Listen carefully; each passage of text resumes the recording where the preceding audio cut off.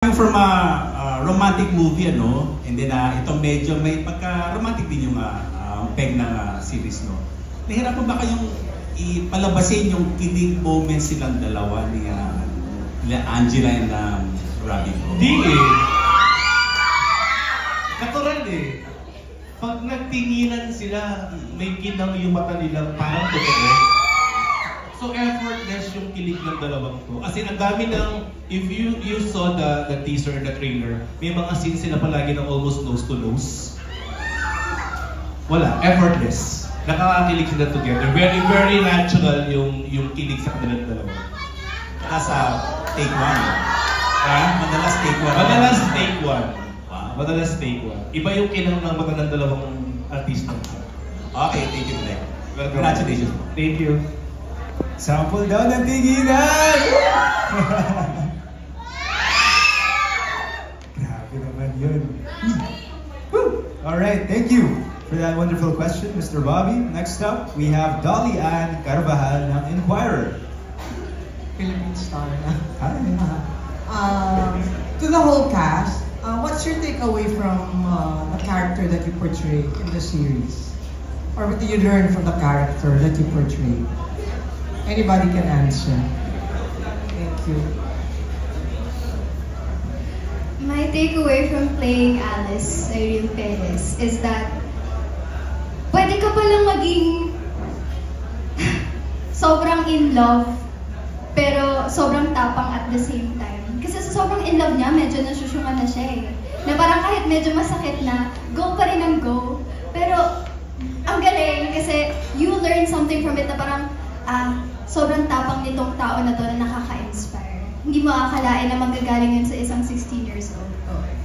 Yan po.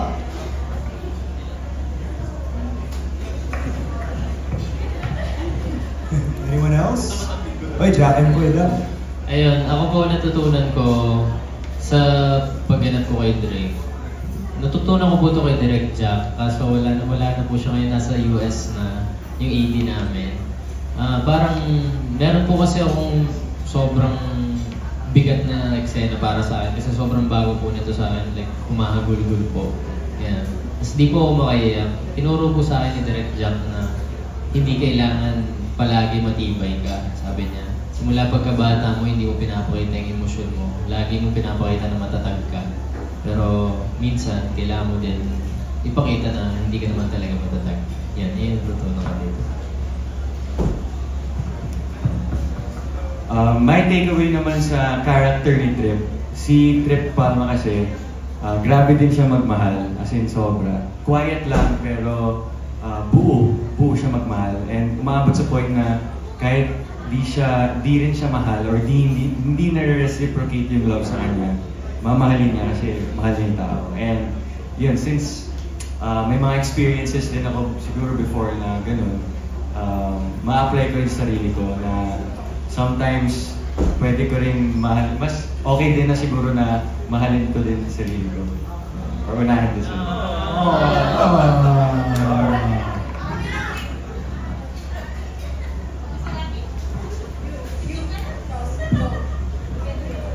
Hello, good afternoon. How may I find you? Sorry po, di po kita makita. Over there? Hi. Ang natutunan ko kay Kent is not to be discouraged or intimidated by someone's disinterest towards you. Itong si Kent kasi, without spoiling, he doesn't give up. And it's not that to him, he expects something out of Aya. He does as he does just because he pleases. So, ayun pa yung unang pumasok sa isip ko. Thank you po. Natutunan ko po kay Aya, yung kahit nasasaktan ka na, nasaktan ka na, pero kasi kailangan mo pa ng isang tao na magbubuo sa'yo at pagkakatiwalaan mo. Ganon yung nangyari sa amin ni Ken. Ayun lang po. Ako naman po bilang si Shara, I haven't been able to shoot as Shara yet, but in preparation for the character po, mas inaaral ko po yung pagiging vulnerable ni Shira. Kasi, not to spoil either, but she's more of a sad girl, lover girl type. And, ayun, she also, like, in studying her character, I also have to study being more emotional, being more vulnerable, and ayun. Thank you for the question. Ako naman po, natutunan ko as Kay, is hindi mo kailangan ng ibang tao para iparamdam sa isang tao na mahal mo pa, na para lang saktan siya at lumayo para sa'yo dahil may rason bakit kailangan mo siyang hiwalayan. Parang kailangan mo lang maging direct to the point para hindi ka makasakat na ibang tao. Ayun lang. Parang naiiyak ka.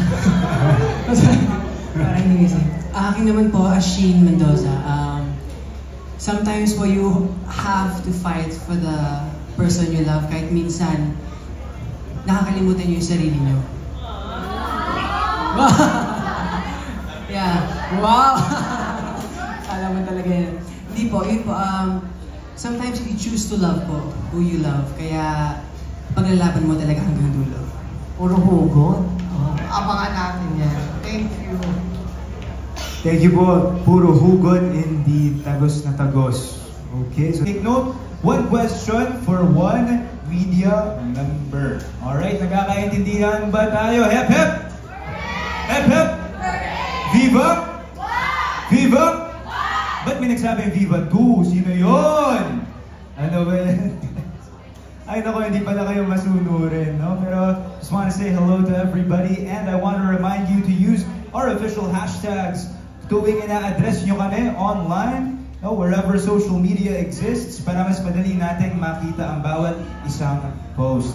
But di na natin simulan with Abante's very own June Lalin. Hi! It's June Lalin. Yes, hi! Direct congrats, ha? Ang bongga na seducing Drake Palma kasi sunod-sunod ang mga media event. Pero, sige, since may mic ka,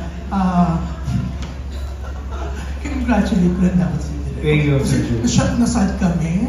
Isang question lang, nakakaloka. Pero eto, ang bongga ng seducing Drake Palma, Direk, ikaw ba in-expect mo na ganito kabongga ang series mo sa Diva?